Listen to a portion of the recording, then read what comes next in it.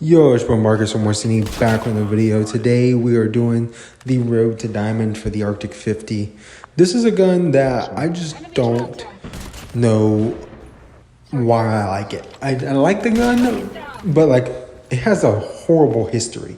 Like back in season 1, this gun used to get spammed with a tactical scope and suppressor so much, and it was so bad. But now it's kind of fun. Like it's more balanced. I don't feel like it's spammed as much. There's much worse things to spam, like an SKS or an SVD. So this one, it just fits more into like a better mold and has a better place in the game. It's not so like cancerous, if I may, or toxic, whatever word you want to use to describe it. But it's also had that phase in its life. So I guess I have nightmares about it. That being said, this is probably my favorite. Like if anybody ever 1v1 me, this would probably be the sniper rifle I'd use. Simply because I can get off a second shot relatively quick. Not because it's like super strong, although it is very strong in a scenario like that, right? Where you would be up close, you need to aim down somewhat quick, which the Arctic 50 ADS is somewhat quick. And you can get off multiple shots quickly, which is also important for someone like me who might miss a lot. That being said, we could also discuss why I don't know, why the Road to Diamond series has taken such a slow turn. I'm kind of like all over the place with what I want to play. I've been grinding guns to Diamond, so like I have a couple more coming up soon, like the Groza, which I think is very underrated, so you'll see me talk about that. But it just takes forever to grind guns to Diamond. It takes hours. I think I did the math. It takes about 8 hours for me to get an AR Diamond, because that's 150 games. It takes about 6 for an SMG. It takes 6 for SMGs and LMGs. It takes about 5 for any of the like marksman rifles or whatever you want to call them, like the SPR and stuff like that, which I still have to get them gold. But like the Kilo took me like 5 hours, 6 hours. Yeah, that's kind of ridiculous. Not to mention pistols, which I almost have completely done. The only one I have left at this point is the Shorty, which isn't even a pistol. So once I get that done, I'll have the entire secondary completely done. Also, we'll need to hop into a couple of questionable things in this gameplay. The first half of this gameplay is really slow. They would move. My teammates just kept running over there and dying.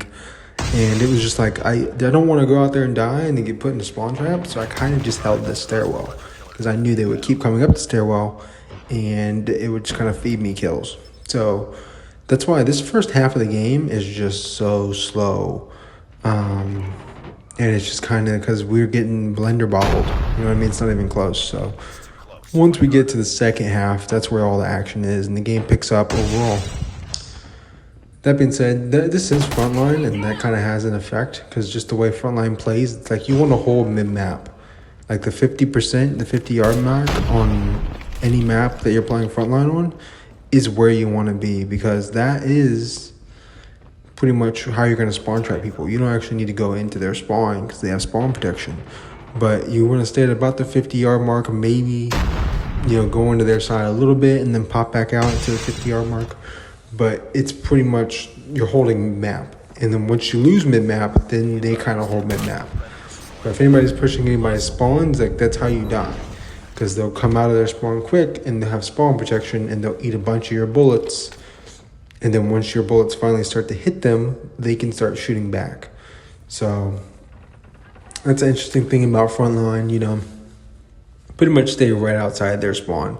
Like you can pretty much, with a melee and stems, you can get like, I don't know, not necessarily halfway across the map, but like a quarter of the way across the map from where you spawn in on Frontline. So that makes it really difficult because if you are invincible, because that's how long it lasts, like 3 or 4 seconds, maybe even longer. I feel like maybe it's 5 seconds. But if you can live that long with that, that's insane. Like you can pretty much make it out of there and go wherever you want. And like pretty much cause chaos because it takes you that long to lose spawn protection that you can make it out that far and they can't push up that far or else you'll kill them because you will still have spawn protection in the gunfight. So when you have spawn protection, it's not like you take minimal damage. you take no damage and you're completely invincible. That's kind of a weird thing. I wish the spawn delay was not so long, because I feel like people just make it out too far and then gets people killed. As you can see here, 28 to 30, we were not doing well. But the second half, obviously, the second half of frontline games is usually where I turn up, and it gives you a better opportunity to kind of see the adjustments I make. I think that's a big thing here. The adjustments I make throughout the game right now, I'm 5-2. That's not bad. I mean, that's a 2.5 KD, and in the mode where kill death ratio matters, that's pretty good. So I'm kind of just like, I'm trying to mess around with this guy up here, 3-story building, kind of trolling right now. Honestly, this is not really, I should have already killed this guy, and now that I haven't, I'm kind of in a weird spot.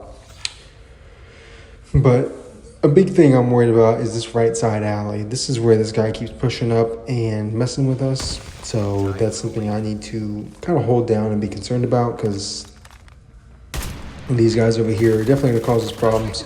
The LCAR-9, I know this is a video about the Arctic 50 mostly, and we'll get to that class setup at the end because the Arctic 50 is very good.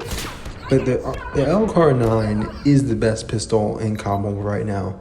So if you are interested in using a pistol or getting a diamond, I highly suggest you go watch my Road to Diamond video for the LCAR-9, because that will give you a pretty solid class setup for it.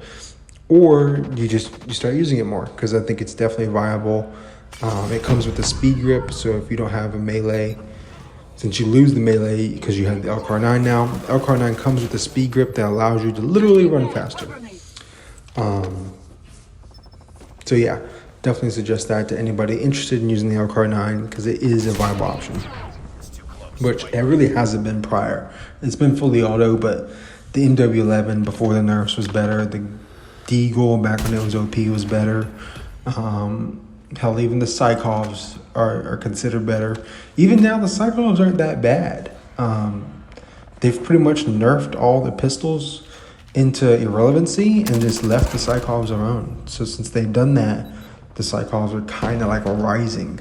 But they're still not, they're not as good as the LCAR-9. Until they're better than the LCAR-9 will be the one you should use.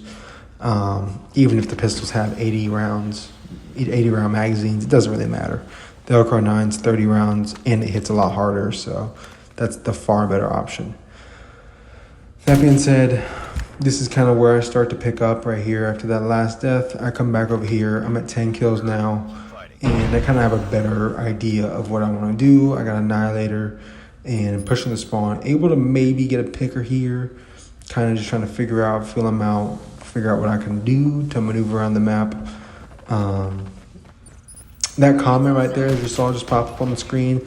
The Dallas Mavericks losing to the Thunder in Game 4 because they just shot like 50% from the free throw line, which is absurdly bad.